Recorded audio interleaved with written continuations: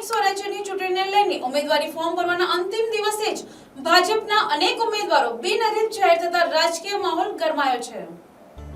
મળતી માહિતી મુજબ નવસારી જિલ્લા પંચાયતની દેવસર અને બિગરી બેઠક પર અન્ય કોઈ પક્ષના ઉમેદવારોએ ફોર્મ નહીં ભરતા ભાજપના ઉમેદવારો બિનહરીફ થઈ ગયા છે। આ સાથે જ ચીખલીની ગેજ જિલ્લા પંચાયત બેઠક તેમજ સમરોલી તાલુકા પંચાયત બેઠક પણ બિનહરીફ જાહેર થઈ છે। ઉપરાંત ગણદેવી તાલુકા પંચાયતની કુલ 6 બેઠકો પણ બિનહરીફ થઈ છે, જેમાં બિગરી 1, બિગરી 2, દેવસર 2, માસા, ભાઠા અને અજરાઈ તાલુકા પંચાયત બેઠકોનો સમાવેશ થાય છે। આ રીતે ચૂંટણી પહેલા જ ભાજપના ખાતામાં અનેક બેઠકો આવતા જિલ્લાના રાજકારણમાં ભાજપને મોટી લીડ મળી છે।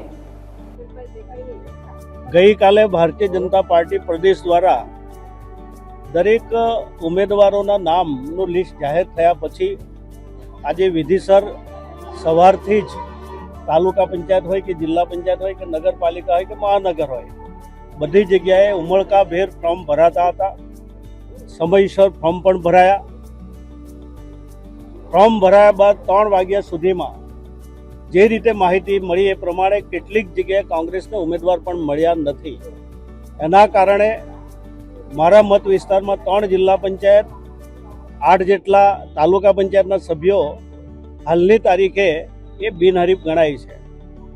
હું ભૂરાભાઈ, અમારા અધ્યક્ષશ્રી, અમારા પ્રભારી શંકરભાઈ, આખી ટીમને હું ખૂબ અભિનંદન આપું છું કે શરૂઆતનું જ પરિણામ ખૂબ સારું છે। મેં સવારથી જ મારી સ્પીચમાં પણ કહ્યું છે કે આ વખતે નવસારી જિલ્લામાં જે રીતે ભારતીય જનતા પાર્ટીનું વાતાવરણ છે, કોંગ્રેસ કે આપને ઉમેદવાર શોધવા પણ મુસીબત છે, એવા સમયે અમારો એક ઉમેદવાર જંગી બહુમતી સાથે જીતવાનો છે એટલી આશાવાદ સાથે મેં અમારા પૂરા મોટી મેદનીની અંદર પણ મેં આ વાત કરી હતી। અને આજે જ્યારે 3 જિલ્લા પંચાયતના 8 તાલુકા પંચાયત સભ્યોને હું બિનહરીફ થતા જોઉં છું ત્યારે ખૂબ આનંદ થાય છે। હું ફરીવાર આપના માધ્યમ દ્વારા પૂરા જિલ્લાના લોકોને અભિનંદન આપું છું। ફરીવાર હું ભૂરાભાઈ અને અમારા પ્રભારી અને આખી ટીમને અને વિજેતા થયેલા તમામ ઉમેદવારોને અભિનંદન આપું છું। આજે નવસારી જિલ્લાની અંદર ભારતીય જનતા પાર્ટીના તમામ કાર્યકર્તાઓ માટે ખૂબ આનંદનો દિવસ છે। ગઈકાલે જ પ્રદેશ દ્વારા ભારતીય જનતા પાર્ટીના ઉમેદવારોના નામ ડિક્લેર કરવામાં આવેલા અને આજ રોજ તમામ તાલુકા પંચાયત અને જિલ્લા પંચાયતના જે દાવેદારો છે એમણે આજે પોતાનું ફોર્મ ભર્યું।